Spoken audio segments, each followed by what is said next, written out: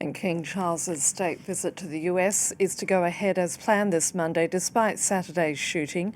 The British monarch's 4-day visit will include a private meeting with Donald Trump and an address to Congress, marking 250 years since the US gained independence from the UK.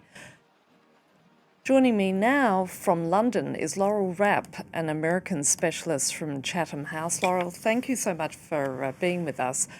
The President has called the UK Prime Minister Keir Starmer a loser over his refusal to assist the US militarily in its war with Iran. He's also described Starmer as being no Churchill. And on top of that, he's declared that Britain was no longer the Rolls-Royce of allies. So a lot is riding on this trip, is it not?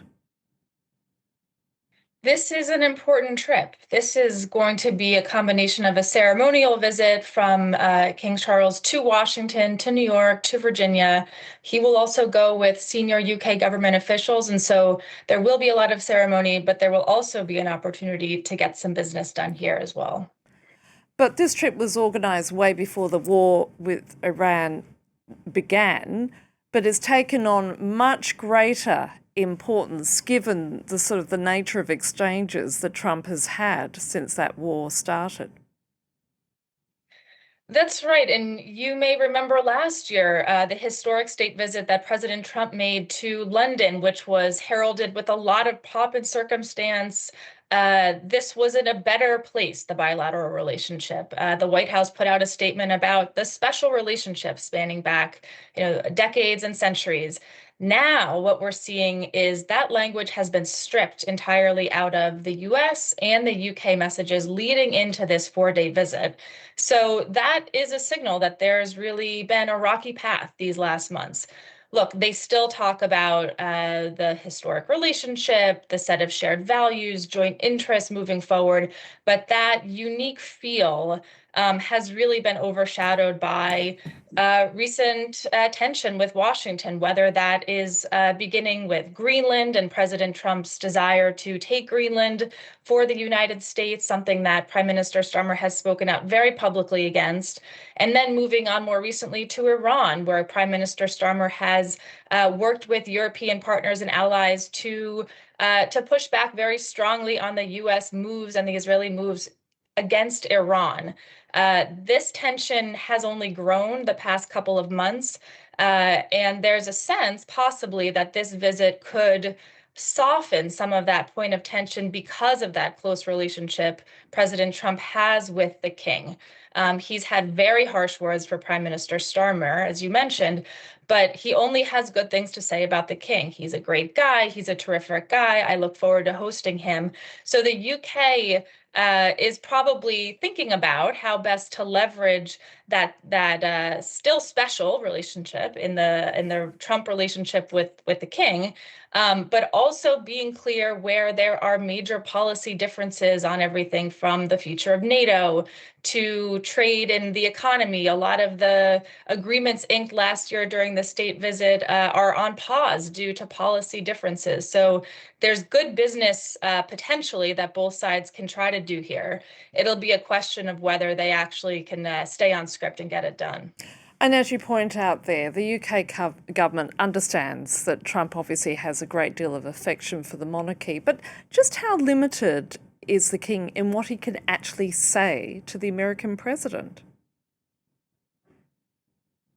My guess is that during the White House Oval Office meetings and the South Lawn address, as well as the King's address to Congress, which is a rare occurrence for heads of state and heads of government, we can probably expect to hear broad comments about the value that the UK puts on this historic and longstanding relationship. This is the 250th anniversary commemoration visit. This will also be a September 11th anniversary commemoration. We mark 25 years in the next month. So I would imagine we'll hear messages along both of those fronts.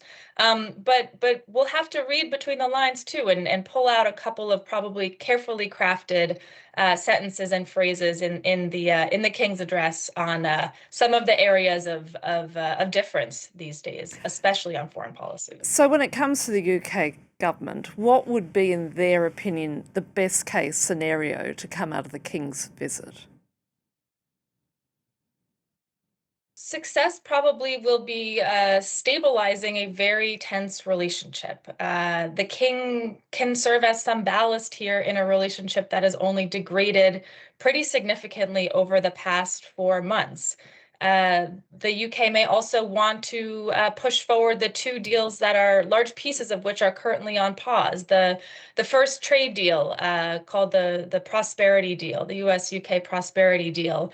This was the first free trade arrangement that the Trump administration inked with a foreign country. They promised 90 plus deals, and the UK was the first partner that got an initial sort of provisional work plan on this.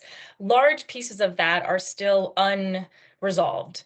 Another huge deliverable the US and UK announced during the September Trump state visit to London was this AI deal, 30-something billion pounds of US investment in the UK AI and advanced chips and data centers and energy markets. That has not really moved forward in the past months because there are also lingering challenges on what to do with digital service taxes, what to do with other big pieces that are still not resolved. So pushing those forward would probably be something on the agenda, but also making clear where the UK stands on Iran.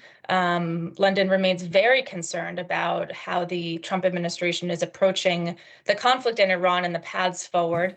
And so that, I imagine, will also feature absolutely privately, but also possibly publicly in the address to Congress as well. Laurel Rapp, thank you very much for your time. Thank you.